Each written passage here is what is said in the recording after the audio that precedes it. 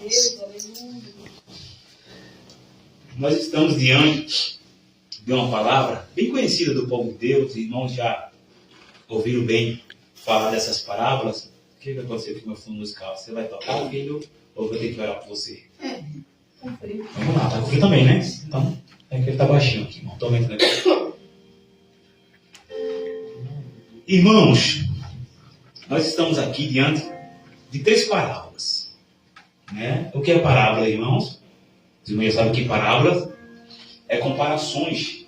Parábolas era uma forma de Jesus falar com os seus discípulos, para que os maiorais da sua época não entendessem, porque ele revelava as coisas aos seus pequeninos, né? E aqueles entendidos, para que aqueles entendidos não entendessem. Então Jesus falava com seus discípulos através das parábolas, comparação, né? E nós estamos aqui em Lucas 15, né?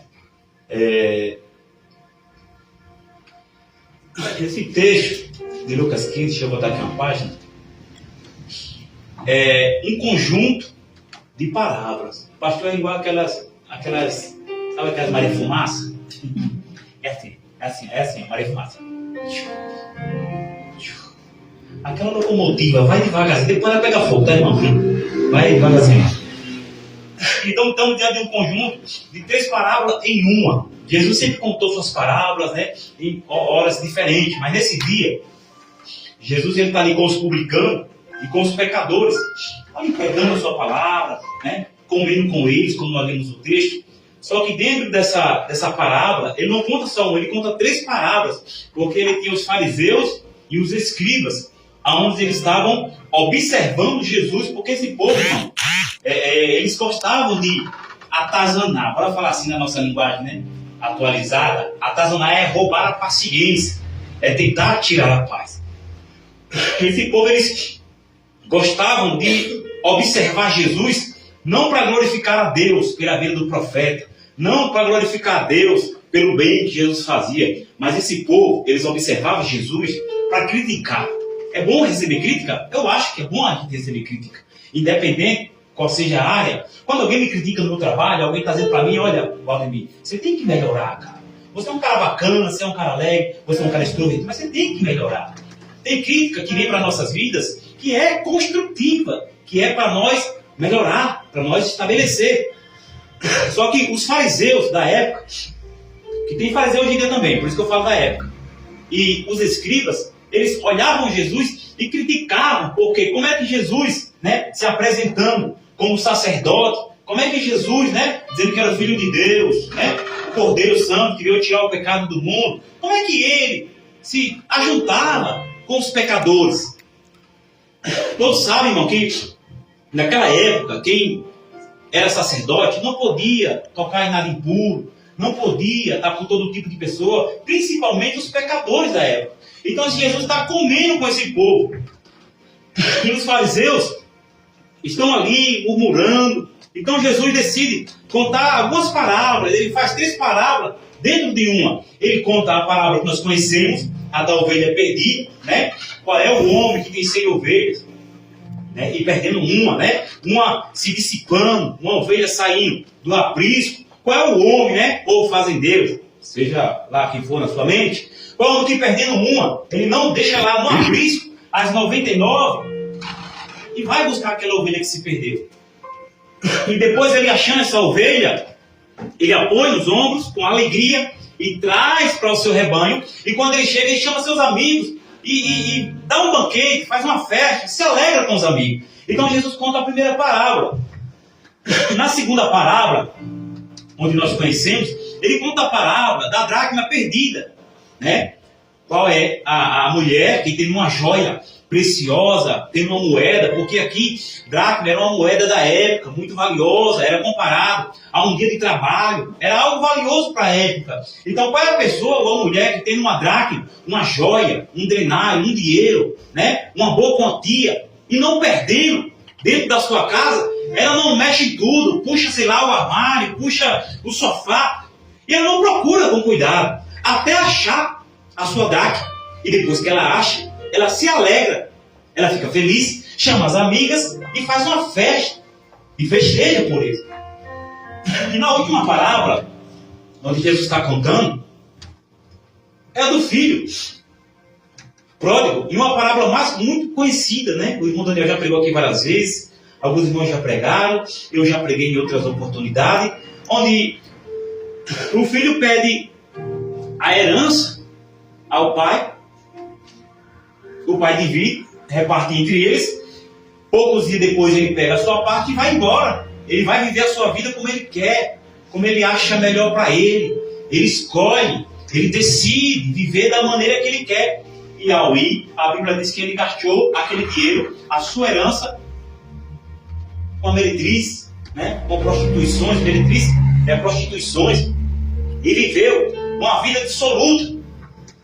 Até que acabou o dinheiro, acabou a herança. E aí então, ele deseja, a Bíblia diz que ele procura emprego e só encontra o emprego tomar conta de porcos.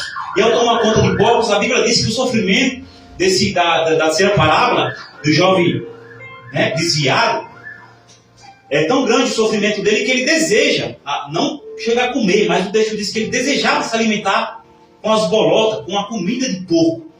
E ele, caindo em si, ele diz: os trabalhadores do meu pai têm tudo do bom e do melhor lá na fazenda, e eu aqui, eu herdeiro, estou padecendo. Então ele toma uma atitude e diz: eu vou voltar para o meu pai, vou voltar para a casa do meu pai. E ele se arrepende, porque ele entende que ele pecou, não só contra o seu pai, ali, burlando a lei, porque o filho pródigo, ele burlou a lei. Porque a herança só se existe depois que o pai vai embora.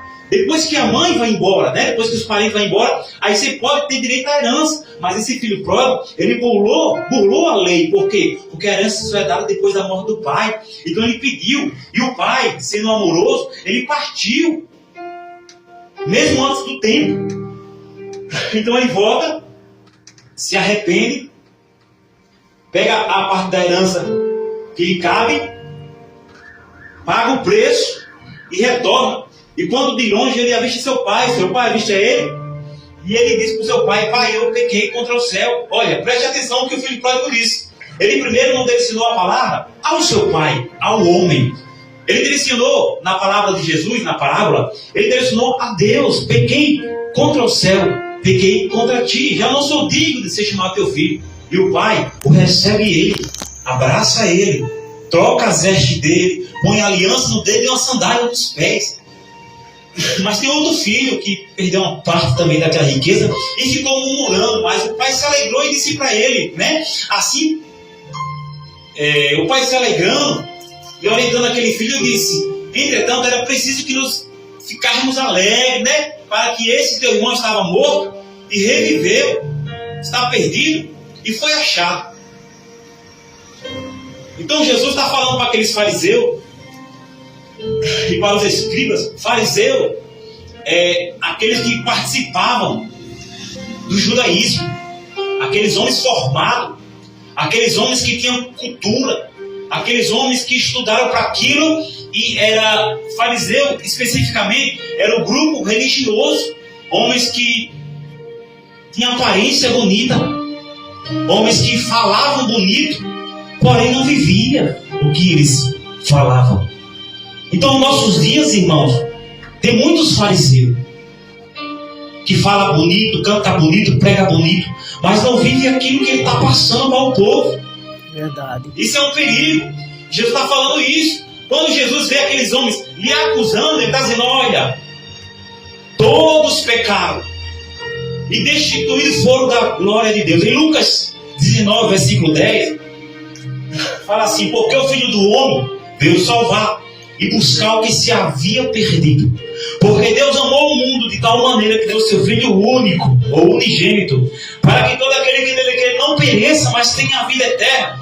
Quando Jesus conta essas três palavras, quando Jesus para na frente daqueles fariseus e daqueles escribas, quem são os escribas? Eram aqueles que entendiam das escrituras, da lei, aqueles que escreviam os manuscritos. Então, veja que Jesus está tratando ali, não é com qualquer um da sociedade. Veja que quando Jesus está falando essas parábolas, ele não está falando para o analfabeto, ele está falando para pessoas que têm entendimento, ele está falando para pessoas que entendem do Velho Testamento. Quando Jesus se depara com esse grupo de fariseus, esse grupo de escribas ali criticando ele faz questão de contar 3 parábolas. E nessas 3 parábolas, eu entendo, nessas 3 parábolas, chega a um entendimento no meu coração. Hoje à tarde eu orava em pensamento ali no trabalho, eu dizia: Senhor, o que o Senhor quer falar com o teu povo? Aí Jesus, irmãos, bradou no meu coração, na parábola da ovelha perdida, na parábola da dracma e na parábola do filho pródigo, Jesus falou no meu coração que não há ninguém perfeito. Não adianta só cantar bonito, não adianta só passar aparência, não adianta conhecer se você não tiver essência. Verdade. Se Deus de fato não tiver na tua vida. Glória a Deus. Quando ele diz: qual é o homem que deixa as 99 lá e vai buscar o ovelha que se perdeu? Jesus está dizendo: eu sou o Cordeiro Santo que tira o pecado do mundo. Quem vai pagar o preço por ele sou eu. Por quê, irmãos? Quem são os pecadores? Senão aqueles que não conhecem a palavra. Quem são os pecadores? Aqueles que foram destituídos por causa do pecado original de Adão, o primeiro homem a pecar. Então Jesus está dizendo para aqueles homens que tinham uma aparência. Jesus está dizendo para aqueles homens que se achavam melhor do que os outros e se achavam no direito de julgar e apontar o pecado de alguém. O que Jesus está dizendo para os fariseus e os escribas naquele dia, naquelas 3 parábolas: olha, se tem alguém que vai morrer aqui por eles, sou eu, não é você. A ovelha é minha, não é sua. O bom pastor, ele dá a vida pelas suas ovelhas. Jesus está dizendo isso. Ainda que eu tenha 99 que não precise de arrependimento, eu vou atrás de uma. Ainda que ele esteja no aprisco, eu dou a vida pelas minhas ovelhas, porque o pastor é assim. Dá a vida pelas ovelhas. Quando Jesus olha para esses homens, ele entende que se tem alguém lá fora que não entende da palavra, o objetivo de Jesus é dar a vida por eles. Mas também Jesus, irmãos, ele deu a vida por aqueles que estão dentro. Se tem alguém fora que é a ovelha perdida, que se perdeu, que precisa voltar para o aprisco, ou entrar no aprisco pela porta das ovelhas, como fala em João 10. Tem um grupo também que vive dentro da igreja. E aí, talvez, Jesus estivesse agora falando com esses fariseus. Porque nós sabemos o valor que temos. Nós pregamos com autoridade. Nós falamos, desenhamos, ensinamos a palavra. Mas muitas das vezes estamos dentro da casa perdidos. Você sabe o valor que você tem. A dracma é uma joia preciosa, é um dinheiro, é a moeda da época, é algo valoroso. Então o que Jesus está falando para aqueles fariseus, para aqueles escribas, que muitas das vezes os nossos templos estão bonitos, estão cheios de arrumação, cortina bonita, tapete bonito, mas é só aparência. Jesus não quer só isso aqui é o mínimo. Ele não quer só aquilo que tem valor, mas ele quer a essência que está dentro de você. Porque muitas das vezes estamos dentro da casa, mas perdidos. A joia daquela mulher não se perdeu fora, no quintal, na frente, na rua. A joia preciosa daquela mulher se perdeu dentro de casa. E quando nós olhamos o contexto dessa palavra, é dentro de casa que as coisas acontecem. É dentro de casa que começa a birra, é dentro de casa que a gente se desvia, é dentro de casa que estamos perdidos. Sabemos o nosso valor e a qualidade que temos, porém estamos distantes de Deus. Porque hoje em dia, para se afastar, não precisa ir para o mundo, encher a cara de cachaça, se prostituir, fumar um cigarro, estar na esquina. Hoje em dia, o diabo não quer se importar se você vai estar na esquina, não. Ele não se preocupa. O diabo quer você dentro da casa, tendo valor, mas desprezado, tendo valor, mas desviado. O diabo está dizendo: pode ficar aí dentro, mas aí dentro fumando, aí dentro se prostituindo, aí dentro bebendo, aí dentro caído. Uma vida de aparência, vazio de Deus e vazio da sua presença. Você tem valor, mas está perdido dentro de casa. De que vale, fariseu? Tem tudo bonito, mas perdido.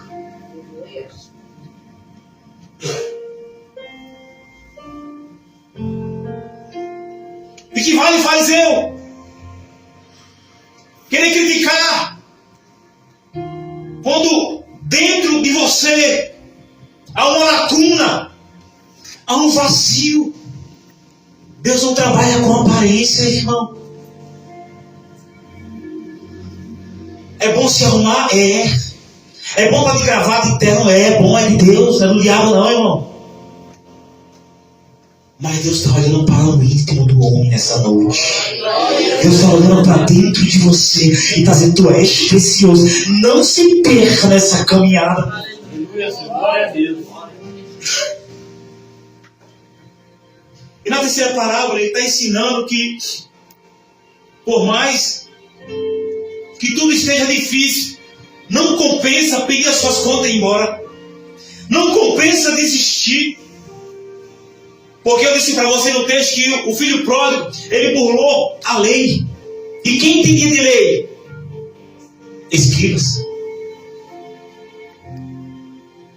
Jesus está dizendo: tem alguém aqui que está até comendo com esses pecadores, que é maior do que a lei. Tem alguém aqui que é maior do que o que você aprendeu, rapaz. Jesus está ensinando, rapaz. Não adianta você pedir suas contas, colocar sua trouxa nas costas e ir embora. Abandonar e dar as costas para o Pai. Quando Jesus começa a esfregar eu digo assim esfregar, irmão, porque eu sou grosso mesmo. Quando Jesus começa a esfregar a palavra na cara desses homens, dos fariseus, dos hipócritas, dos escribas, Jesus está dizendo: olha, vocês têm pecado também.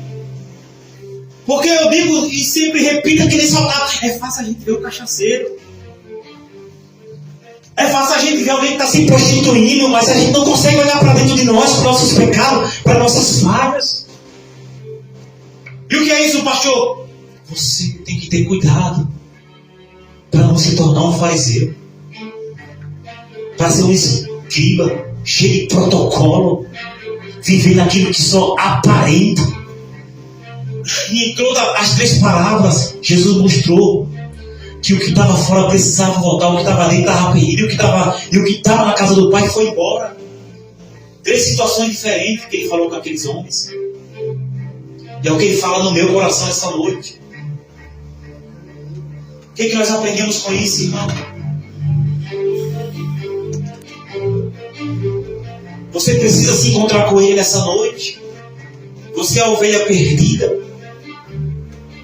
Não tem salvação, não tem pastor. Estou falando de Jesus, irmão. Quem salva é Jesus. Você se sente como a dracma perdida, alguém que sabe até que tem valor, mas vive como se não tivesse. Você tem aparência, mas não tem essência. Tem cultura, fala bonito, prega bonito, canta bonito, tem até uma boa introdução na palavra, mas por dentro a sua casa está caída. Mas por dentro está vivendo como um sepulcro caiado. Quem é que sabe o que é sepulcro caiado? Sepulcro caiado já foi naquele cemitério de rico? Você não sabe qual tumba é a mais bonita. Joias na tumba, cerâmica. Tem tumba aí, ali no centro daí, até mármore tem. De longe brilha.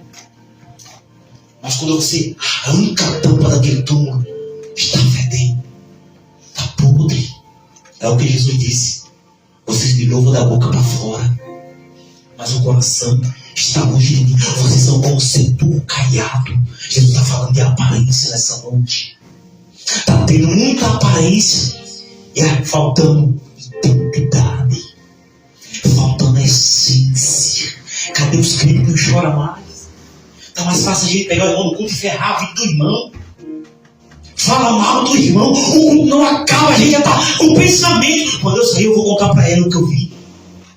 Estamos vivendo um século de aparência. Pessoas de aparência como sepulcro caiado, até brilha por fora quando o microfone está na mão, até brilha no meio da igreja, até brilha, mas dentro de casa está perdido. Verdade. Não precisa você dizer não, a árvore se revela. Verdade, Jesus. Então, se é um sepulcro, está bonito por fora, mas podre por dentro. E o que Jesus conta nessa noite não é o que está por fora, é o que está por dentro. Jesus quer saber quem é o homem que está aí dentro. Jesus quer saber nessa noite quem é a mulher que está aí dentro. Jesus quer saber nessa noite quem é o jovem que está aí dentro. Quem é você? É sepulcro caiado? Ou é remanescente de Deus? É alguém que nasceu para a glória de Deus. Tem alguém que nasceu para a glória de Deus aqui? Levante a mão. Se você já se arrependeu, se você já se derramou na presença dele, aleluia. Espírito Santo, eu sinto a glória de Deus aqui nesse lugar, aleluia. Louvado seja o nome do Senhor. Não adianta, irmãos, nós apenas ser escribas. Não adianta você só saber da letra. Você tem que viver, rapaz, o que você está lendo. Viver é diferente de ver, de conhecer. Você pode conhecer, pode entender, mas se não viver, é em vão. Cadê a tua essência? Você se lembra quando você aceitou Jesus? Quando você levantou sua mãozinha? Você se lembra quando você queria viver da essência? Eu vou viver. Parece, irmãos, que quando aceitamos Jesus, o nosso coração arde pela presença. De fato, isso é verdade. O nosso desejo é comer a Bíblia de manhã, de tarde e de noite. Mas o tempo passa. Você já acha que aprendeu algo? Teve dias eu me senti assim, eu achei que eu era algo. Aí Jesus dizia, epa, tira a capa, sai da aparência, deixa surgir dentro de você a essência, irmão.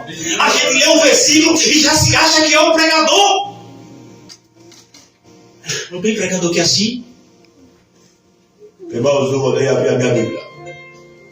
Não vou nem abrir porque Deus já me revelou. Revelou o quê? É verdade. Revelou o teu orgulho que precisa ser quebrado.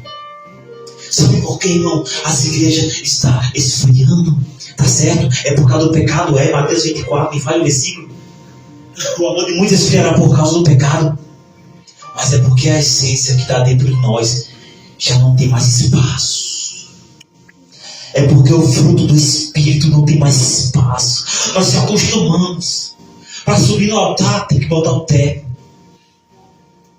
Para subir no altar tem que botar a gravata. Para subir no altar tem que mandar raspar o bigode. Um bigode desse assim, Jesus. Cabeludo, parece tão mirrado, não é tão com pele no cabelo, Jesus. Para subir no altar tem que estar com o cabelo dado chapinha.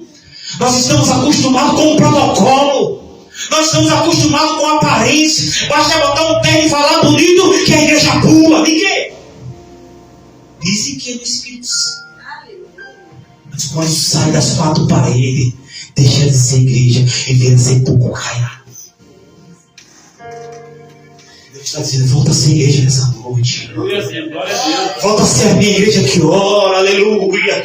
Volta a ser o povo que me adora em meio às perseguições. Deus está dizendo nessa noite, tira o protocolo não me adora. A aparência não me adora. Mas deixa-me ver se tem um coração nessa noite adorador. Tem adorador na casa nessa noite, levante a mão. Deixa-me ver se tem adorador aqui. Você está entendendo, irmão? Com terno ou sem terno nós vamos adorar, aleluia. Com bigode ou sem bigode nós vamos adorar, aleluia. Pode vir a rochadinha como o irmão meu domingo, ele vai adorar, irmão. O pastor não vai botar a calça dele folgada, não. É a opinião do irmão e o problema dele também, né, irmão? Isso é o de menos, querido. É como eu vi um pregador falando. Nós aprendemos, escuta isso aqui, é sério, irmão. Nós aprendemos tanto com os fariseus da nossa época. Lembra quando você aprendeu? Talvez você aprendeu com o fariseu. Nós aprendemos tanto com os fariseus, irmão João Vitor, e com os escribas da época, que nós estamos agindo igualzinho a eles. O problema não é você ter uma boa aparência, não é isso. O problema dos fariseus não é se arrumar bonito. O problema dos escribas não é ter uma boa leitura, uma boa escrita, não. O problema era eles não viver o que eles pregavam. Era esse o problema. Pastor, quem é fariseu? Quem se arruma bonito é fariseu? Não. Fariseu é o que não vive o que ele prega. Era isso que aqueles homens tinham. Eles tinham estudo, eles tinham conhecimento. Eles pregavam a lei de Moisés, mas não viviam. Aqueles homens, eles tinham tudo. Mas o tudo para Deus não era nada. Agora, quando você Deus, não tem nada. Eu não tenho conhecimento, irmão. Deus gosta disso. Deus nunca gostou de quem está desempenado, que acha que ele é o cantor da igreja, que acha que ele é o pregador. Eu já escutei isso. Se eu não cantar, a unção desce naquela igreja. Se eu não pregar, a igreja não recebe. Sai fora, Satanás. Deus está procurando adoradores, homens que se humilhem e confessam: Senhor, eu sou pequeno, eu sou o vaso menor da casa. E quando você se humilha, a unção desce sobre a tua vida. Glória a Deus. Irmãos, é noite de mandar a aparência embora, aleluia. É noite de mandar o protocolo embora, aleluia. Espírito Santo, é noite de avivamento na tua alma. Ele está dizendo: volta, filho. Ele está dizendo: se levanta dentro de casa. Tu és joia preciosa, tu tem valor. Deus está dizendo: eu estou procurando você dentro de casa com carinho. Deus está dizendo: se for preciso eu ir lá no deserto de buscar, eu vou. Deus está dizendo: eu vou te achar na sala, eu te acho no quarto. Sabe por quê? Deus está dizendo no meu coração que não haja mais a tua oração no sofá. Tinha crente aqui que tinha propósito de orar no sofá da sala. Deus está dizendo: cadê você, dracma perdida? Porque na caminhada você se perdeu, aleluia. Cadê a tua oração de madrugada, irmão? Que não tem mais. Sabe o que Deus está dizendo? Dracma, você esfriou. Dracma, você parou de orar, aleluia. Procura a tua voz na madrugada. Cadê a oração? Cadê a oração da comunhão? Cadê a oração do repartir? Cadê a oração da paz? Deus está dizendo: eu quero levantar dracmas que tem valor e dracmas que tem essência para pegar a minha palavra e me adorar além da tempestade. Quem é dracma é aleluia. Quem é dracma achada pelo Senhor, ele brilha nas trevas. Quem é dracma achada pelo Senhor pode estar com o pau em cima, com os pés e com as mãos travadas pelo tronco, ele não quer saber. Ele adora. Está chegando meia-noite, ele vai adorando. Está chegando meia-noite, ele vai cantando. Sabe por quê? Porque Deus vai enviar o socorro e a providência. Só quem acredita, levante a mão e adora o nome de Jesus. Oh, Espírito Santo. Oh, maravilhoso. Fica de pé, irmão, nessa noite, Espírito Santo. Oh, glória. Me ajudei, Cordeiro. O Espírito Santo. Oh, não só vestes, um novo nome também Ele vai nos dar. Está chegando esse dia, irmãos, aleluia. Está chegando o dia de colocar alianças sobre nosso dedo, porque muitas das vezes levamos uma vida de filho pródigo, aleluia. Mas Ele está dizendo: está chegando o dia de eu colocar aliança na minha noiva. Oh, aleluia. Está chegando o dia que a trombeta vai tocar, aleluia. Levante a mão direita e diga: eu recebo essa palavra, eu recebo essa palavra em nome de Jesus, amém. Pode sentar, irmãos. Irmãos, a minha oração nessa noite tem 10 minutos ali ainda. Lembra daquela passagem de Jonas? Que os marinheiros estavam preocupados porque estava sobrevindo aquele vento e aquela tempestade sobre aquele navio, a ponto de quase o navio ia a pique, afundar. E eles estavam preocupados, desesperados. E o texto vai dizer lá no livro do profeta Jonas, a gente conhece como o profeta fugiu, né?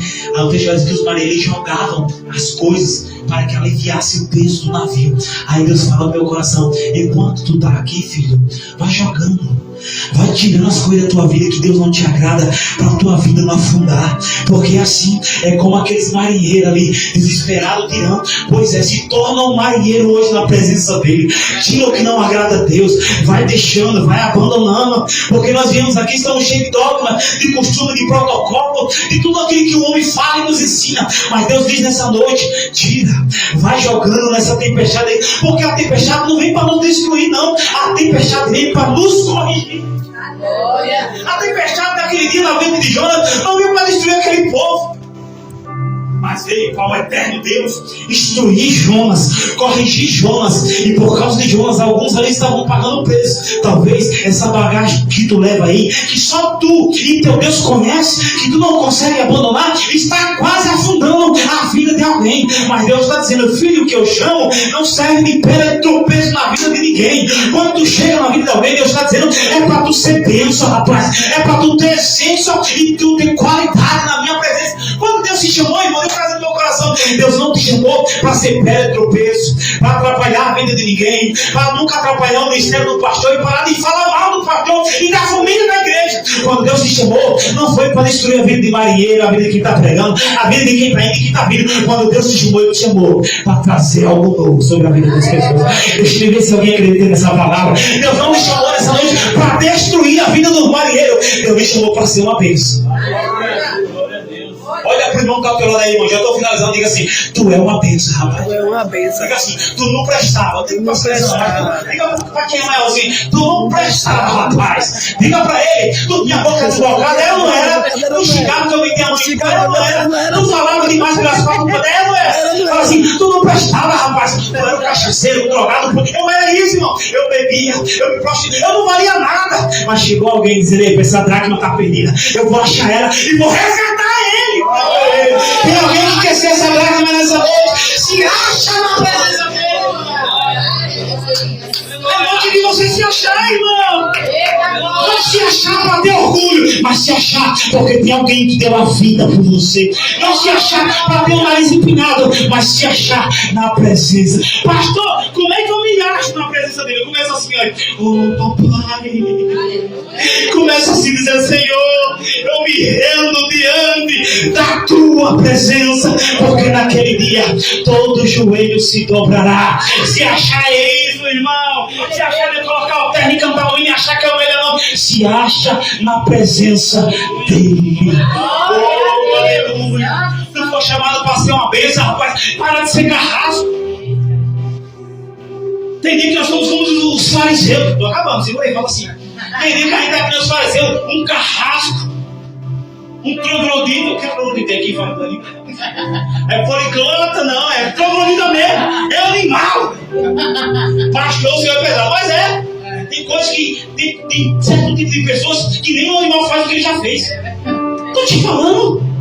Ela é uma. Sabe, se a futura missionária está concordando, quem você vai discordar? Cuidado dos animais.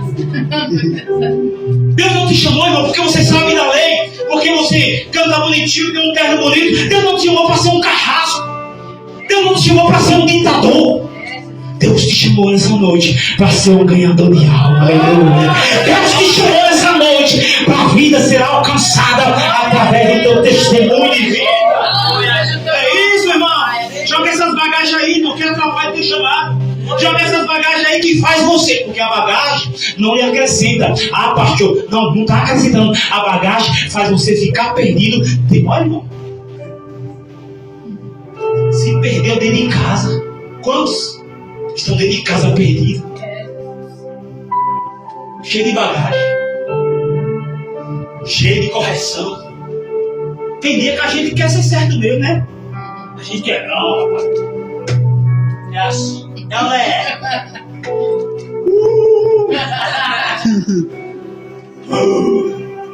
Calma, irmão. Só tem um leão que tem que rugir. Só tem um leão que tem que bradar nessa noite. É o leão da tribo de Judá. Só tem esse. Só quem fala algo na tua vida é ele, aleluia. Só quem brada é ele, aleluia. É o leão da tribo de Judá. Qualquer outro leão que se levantar é gatinho a presença dele. Mas é gatinho não é porque é bonito, não é porque é fraco. Ah, o farol chega e jogou o peito agora. O pastor falou de mim. Falou que era gatinho, rapaz, irmão. Quando eu falei, é gatinho, irmão. Aí eu falei, é mesmo que é fraco. Fica tranquilo, irmão. O teu Deus de sonho te conhece, irmão. Eu vou liberar uma palavra aqui que poucos vão receber. Não é para todos. É o teu Deus. Escute isso, Satanás. É o teu Deus que te justifica. Deus está dizendo assim: não fica se explicando não, minha dracma. Tu tem um valor. Sabe, por um momento a dracma se perdeu dentro de casa, mas Deus está pensando, opa, cadê você, Draquimar? Cadê mulher valorosa? Cadê varão de guerra? Cadê homem? Cadê você, mulher? Deixa eu ver, tem homem aqui? Levanta a mão, quem é homem? Olha, o irmão lá, quase que não levanta. Levante, cadê os machos dessa igreja? Tem macho, levanta a mão, macho. Olha, agora se firmeza, chega a arrepiar.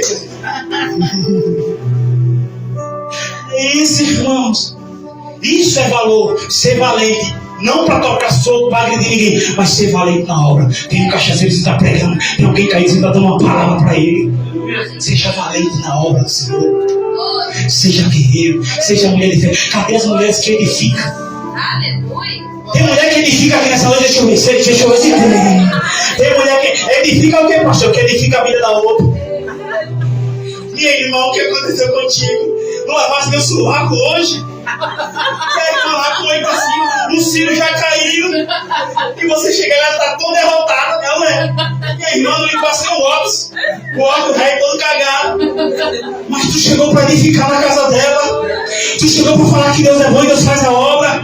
Tu chegou pra levantar a fé dessa mulher caída. Porque Deus nos levantou, irmão, foi pra levantar essa geração. Deus nos levantou foi pra levantar o nosso vizinho. Crente que fica brigando com o vizinho.